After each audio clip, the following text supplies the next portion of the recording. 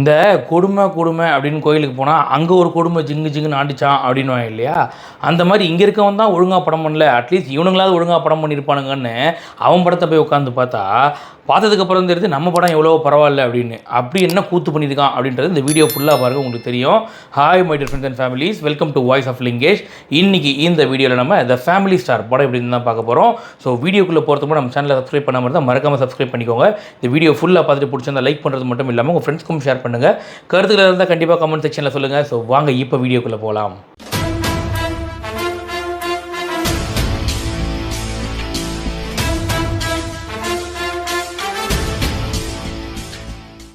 The family star படத்தோட கதை என்ன அப்படின்னு பார்த்தோம்னா, நம்ம ஹீரோ வந்து ஒரு ஜாயின்ட் ஃபேமிலியில் இருக்கார். அதாவது ஒரு பெரிய ஜாயின்ட் ஃபேமிலி அப்படின்னு சொல்லலாம். அண்ணா, அண்ணி, அண்ணன் பசங்க, அம்மா அப்படின்னு ஒரு 7-8 பேர் கொண்ட ஒரு பெரிய ஜாயின்ட் ஃபேமிலி. நம்ம ஹீரோ எப்படி அப்படின்னு பார்த்தீங்கன்னா, இந்த பட்ஜெட்டை பிளான் பண்ணி வாழறவர். பட்ஜெட் பத்மநாபன் மாதிரி. பெட்ரோலே 23 ரூபாய்க்கு தான் போடுவார் அப்படின்னா பார்த்துக்கோங்க. அப்போ எவ்வளோ பட்ஜெட்டோட வாழ்வார் அப்படின்னு சொல்லிட்டு, வீட்டுக்கு பிரியாணி வேணும் அப்படின்னா கூட வாரத்தில் கடைசி ஞாயிற்றுக்கிழமை மத்தியானம் தான் சாப்பிடணும் அப்படின்னு கோடு போட்டு வாழக்கூடிய ஆள். இவர் வீட்டுக்கு மேலேயே படத்தோட ஹீரோயின் வந்து குடி வராங்க. ஸோ வந்ததுக்கப்புறமா அப்படி இப்படின்னு கொஞ்சம் இருந்தாலும் இவங்க 2 பேருக்குள்ளே ஒரு லவ் ஸ்டார்ட் ஆகுது.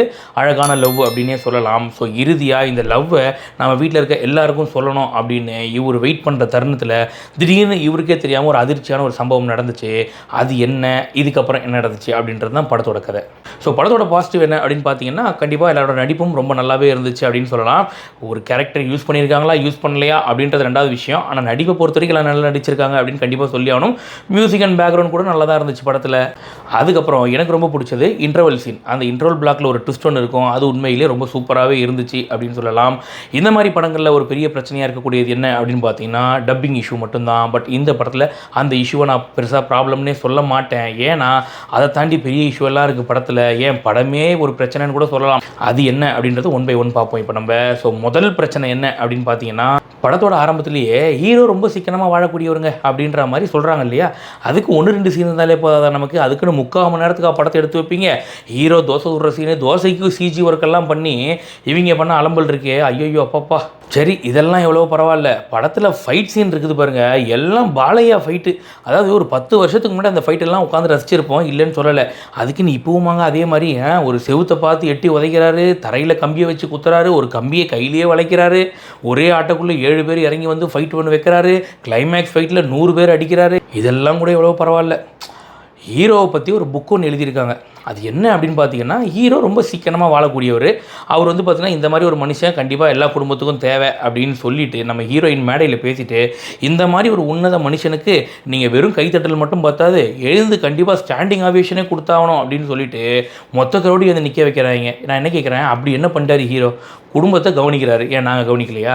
என்ன ஒன்று, நாங்கள் பைக்குக்கு பெட்ரோல் 100 ரூபா போடுறோம், அவர் 23 ரூபாய்க்கு போடுறாரு, அவ்வளோதானே. இதுக்கு ஒரு பாராட்டு அவருக்கு? அதில் ஸ்டாண்டிங் ஆவேஷன் வேறு. சுத்தமாக லாஜிக்கே இல்லாமல் லூசு பாய மாதிரி எடுத்து வச்சுருக்காங்க படத்தை. அடுத்து ஒரு பெரிய பிரச்சனைன்னு பார்த்தீங்கன்னா, படத்தோட லென்த்து. அதாவது கண்டிப்பாக ஒரு விஷயத்தை நான் சொல்லியே ஆகணும். அதுக்கு முன்னாடி இன்னொரு விஷயத்தை நான் சொல்கிறேன், நல்லா கேட்டுக்கோங்க.